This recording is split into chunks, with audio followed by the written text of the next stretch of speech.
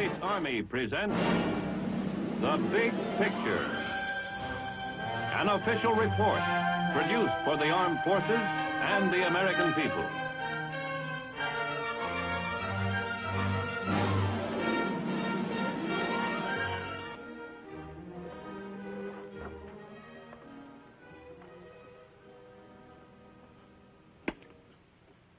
One of the finest tributes to the military stature of any country may be indicated by the number and variety of published works on its military history. Books reflecting the entire spectrum of opinion on the experience, achievements, and merits of wars fought. Our country has been fortunate to have produced so many capable military critics and historians to chronicle every major action of every major war we have engaged in. The Korean War has been no exception. Many volumes have been written about this ideological conflict. Many more will be written, to be sure. I'm Sergeant Stuart Queen, your host for The Big Picture. In two previous Big Picture issues, we presented the Korean War from its start in the summer of 1950 through Thanksgiving Day of that year. In this issue, we will present the final chapter of the Korean War. These two books contain some penetrating thoughts about the Korean War. They were written by a distinguished citizen soldier, Brigadier General S.L.A. Marshall. In these books and in other documents he has written, General Marshall recorded the Korean War as he saw and analyzed the conflict. In 1951, the Department of the Army sent General Marshall to Korea, the third major conflict in which he served as an Army officer. The result of his experiences in Korea and his long and valuable experience with our military establishment make him eminently qualified to comment on the Korean War. And now, The Big Picture presents this distinguished citizen soldier, Brigadier General S.L.A. Marshall. General Marshall? Sergeant Queen. General Marshall, against the background of your far-reaching experience in wars we fought, what are some of your observations and conclusions in regard to the Korean fighting? Basically, the tactics of the Korean War taught us a lot about mountain fighting, defense against night attacks, and the like, but the fighting was essentially the same as World War II. That is, the battles were won by the infantry with the usual support from the other arms and services. But in one sense, the Korean War was different. In what respect, sir? Well, it was a total ideological war. That is to say, communist North Korea, governed and supported by the communist world, estimated that South Korea was ripe for the taking. In an ideological sense, the opportunity could not be overlooked to seize the territory and to extend communism over more of Asia. Obviously, the communist world planned to benefit from the quick victory in South Korea at our expense. Does this in any way explain the entry of the Chinese communists into the Korean War? In part, yes. Primarily, I believe it was because our advancing United Nations forces came within tactical reach of Red China. Our forces had become overstretched and vulnerable to the attack, and they grabbed the opportunity. Before the Red Chinese attacked, the United Nations Command believed that Communist China would not enter the war if we confined our advance to the area south of the Yalu River. But it is a military fact, is it not, General, that it takes time, lots of time, to organize and move an army into position to attack? How did the Chinese communists do this without revealing their plans to us? Give them their due. They are masters of concealment and deception. It took them 60 to 90 days to organize their so-called volunteer army, and it required another 2 weeks or more to move the army into a position to attack. Before the Red Chinese sprung the trap, they had moved 80,000 troops across the Yalu and into positions deep into North Korea. There was a total of 120,000 Chinese communist troops ready when they attacked, and all of this accomplished without the United Nations Command realizing the intent of Red China. Deception or not, General, how did the Chinese communists keep our air reconnaissance from spotting the large concentrations of troops, vehicles, and equipment moving into North Korea? Before they entered the war full length, the Chinese forces moved only at night. During the daylight hours, they packed themselves into whatever buildings, houses, and huts they could find. They were jammed in like sardines. Their vehicles and equipment were camouflaged expertly. They were not highly mobile, however. They advanced at the marching pace of a man. But their columns stayed concealed in day, and the few who walked abroad made expert use of shadows to foil air reconnaissance. It is at this point, General Marshall, that we're going to present the photographic record of the Korean War, starting with the 8th Army's offensive the day after Thanksgiving in 1950. An operation beginning with high hopes, but one which was quickly changed in its tactical complexion. 8th Army's end-of-the-war offensive was launched the day after Thanksgiving in 1950. It started out smoothly, but by nightfall of the second day, the UN was facing a new enemy in Korea, and a new war had begun. The Chinese rolled swiftly southward, splitting the Allied line and cutting off Marine and 7th Division troops in the east near the Chosin Reservoir.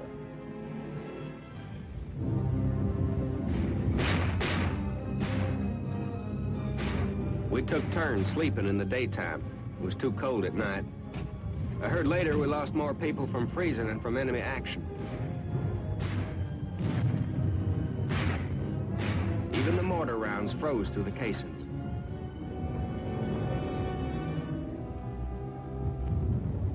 The Chinese had an awful lot of people between us and the beach, but the harbor at Hungnam was our only way out.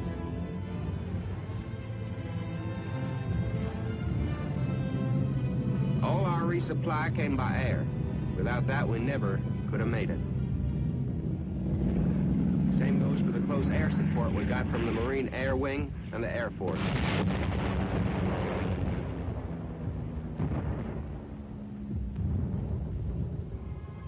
They fought their way toward the sea through an enemy force which outnumbered them 5 to 1. Pausing only to evacuate wounded by air from Hagaru, they pushed on, reaching safety on December 10th. They found Hungnam a busy town.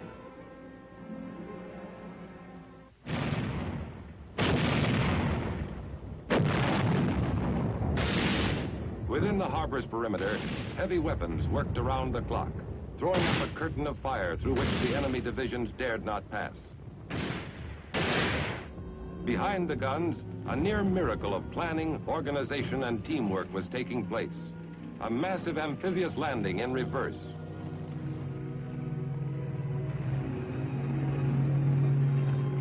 In the space of 10 days, more than 100,000 fighting men were evacuated.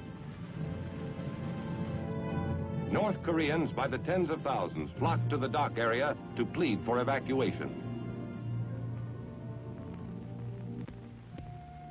From this one area, more than 90,000 North Koreans deserted their homes rather than return to the life they had experienced under communism. We were the last to leave. When we were gone, the harbor would be too. We set blocks of TNT and laced hoses filled with jellied explosive all along the waterfront.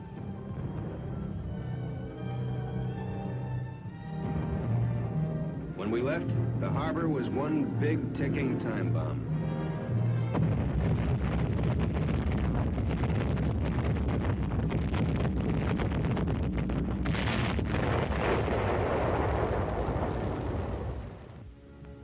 The evacuation convoy steamed southward toward the free ports of Pusan and Pohang. Their troops would reland, regroup, and move back to engage the enemy. The military withdrawal by land was orderly as the rest of the 8th Army pulled back once again across the 38th parallel. But for hundreds of thousands of civilians trying desperately to outrun the advancing communists, the journey southward was a nightmare of cold, weariness, and confusion. Old people pulled loads meant for oxen or carried their precious few belongings on their backs. Children who had no part in the causes of war received full measure of its hardships just the same.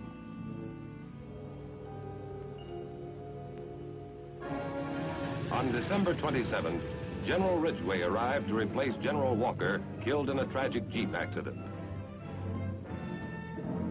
He was just in time for the enemy's New Year's Eve offensive.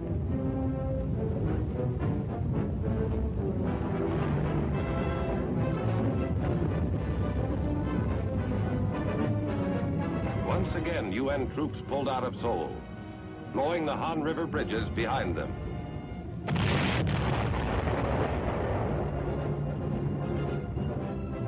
Incheon, like Hungnam, was evacuated by sea.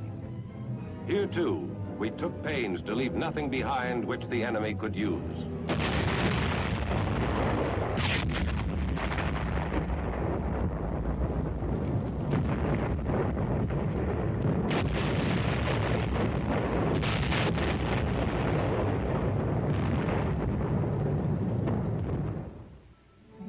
In the south, the troops which had been taken off the beach at Hungnam were regrouped, and despite bitter weather, took advantage of a welcome opportunity to catch up with themselves.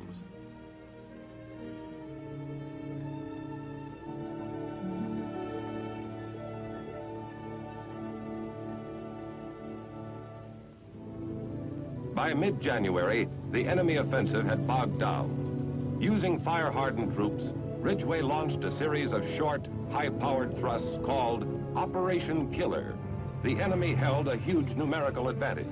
Ridgway was out to eliminate it.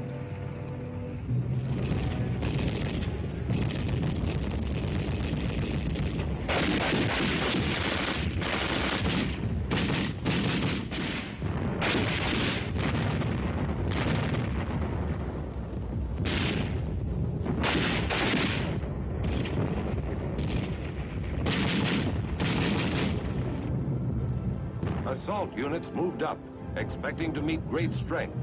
They found surprising weakness. Under the pounding raids of Operation Killer, the enemy fell back. Ridgway pressed the advantage. No rest for the enemy, and not much more for 8th Army. If anybody ever invents a mattress that feels half as good as a patch of frozen ground felt then, he'll make $1 million.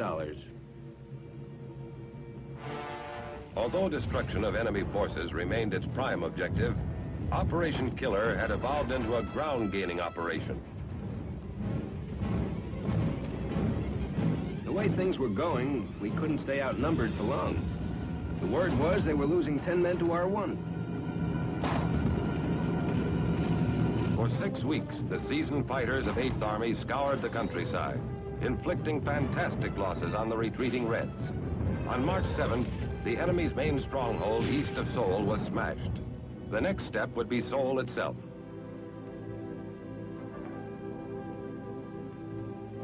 On March 15th, Korean troops entered the city. They found a few old people and children. The communists had fled. Across the full width of the peninsula, the enemy was retreating. Figure this one out. We're chasing them, and they're leaving surrender posters behind for us. In April, General James Van Fleet arrived to take over the 8th Army. A canny tactician, he replaced General Ridgway, who had been appointed Supreme Commander when General MacArthur returned to the United States. Within a week of Big Jim's arrival, he was fighting off the communist spring offensive.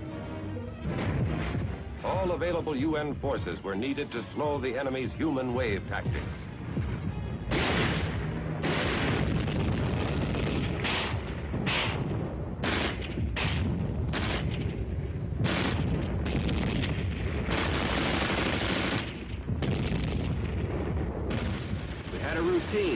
Hold till the ammo ran out, then pull back and call for an airstrike.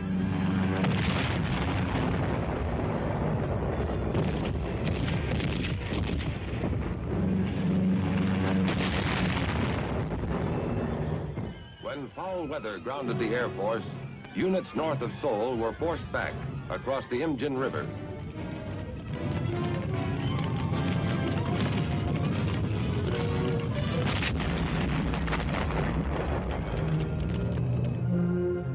was fortified against the coming second wave of the Red Offensive. Van Fleet was determined not to lose the capital city again. Whoever said the worst part about war is the waiting was right. Still, we didn't have to wait long.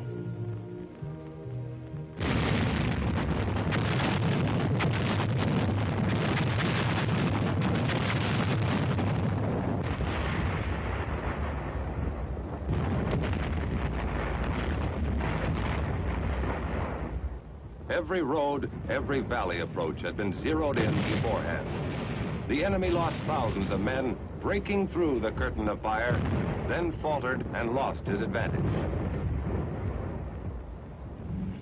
As the enemy turned once again to retreat northward, Van Fleet followed with mobile firepower.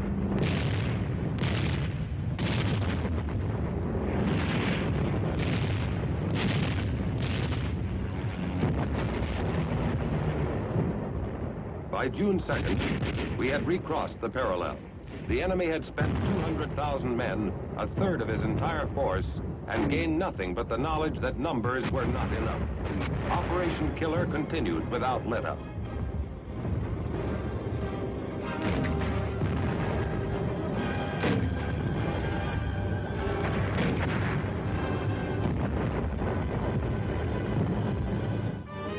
Within a month, truce feelers materialized into the first meetings at the red-held city of Kaesong.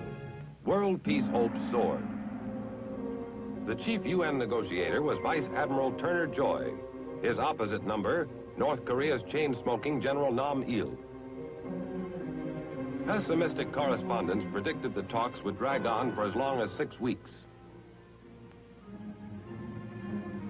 With the opening of truce negotiations, the line became stabilized. With minor fluctuations, it would remain much the same until the ceasefire.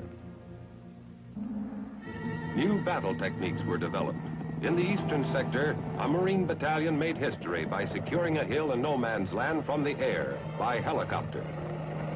The first wave landed a shore party which would clear the small landing area needed.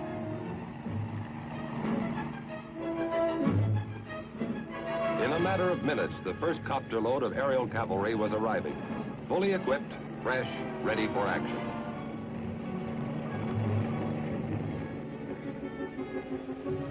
By using copters, the Marines secured commanding high ground within enemy territory without having to fight their way to it.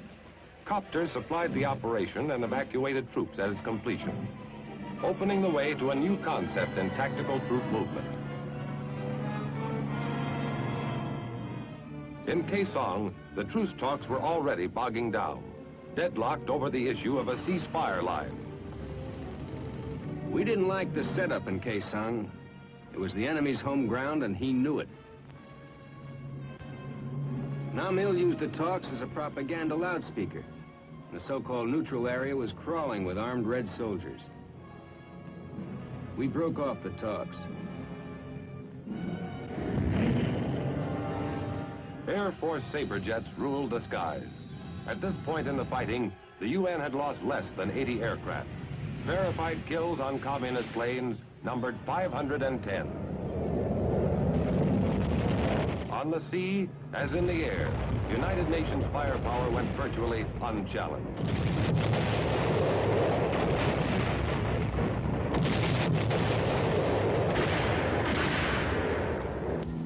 Near the end of October 1951, truce talks were resumed at the tiny farming village of Panmunjom. The UN delegates offered a compromise. They would accept the communist proposed ceasefire along the present battle lines if all other problems could be ironed out within 30 days. If not, all bets were off. The war virtually stopped, except for the constant booming of artillery.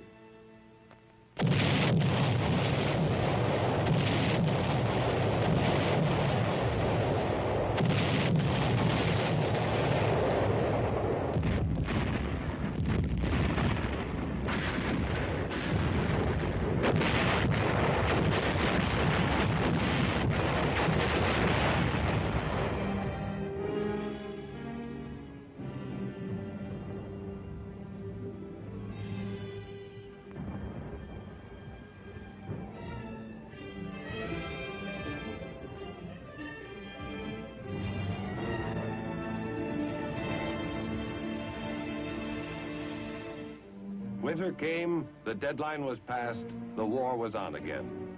The deadlock issue now was the right of prisoners to free choice in the matter of repatriation. Both sides were adamant. Meantime, across the breadth of Korea were fought the bloody hill battles, names not difficult nor pleasant to remember.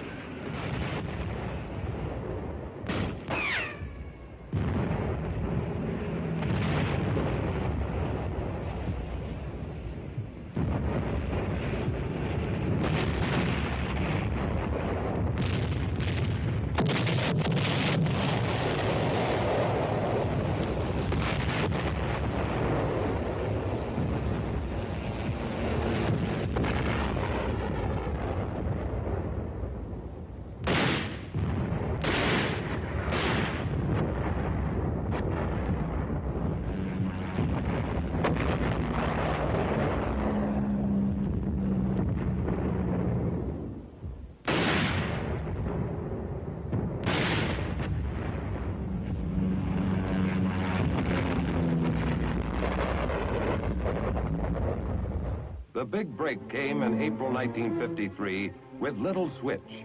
Stalin had died in March, and Malenkov had taken over.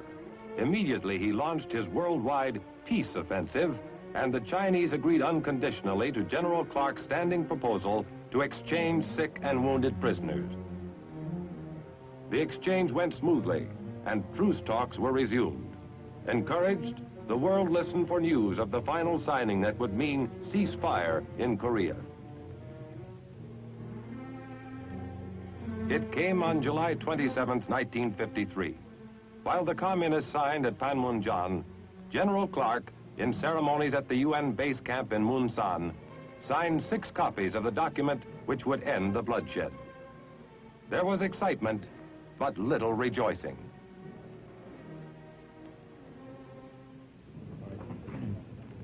We have stopped the shooting.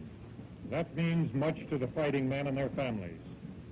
And it will allow some of the grievous wounds of Korea to heal. Therefore, I am thankful. The task now is to put the ceasefire agreement into full effect and get down to working out an enduring settlement of the Korean problem. I cannot find it in me to exult in this hour. Rather, it is a time for prayer, that we may succeed in our difficult endeavor to turn this armistice to the advantage of mankind.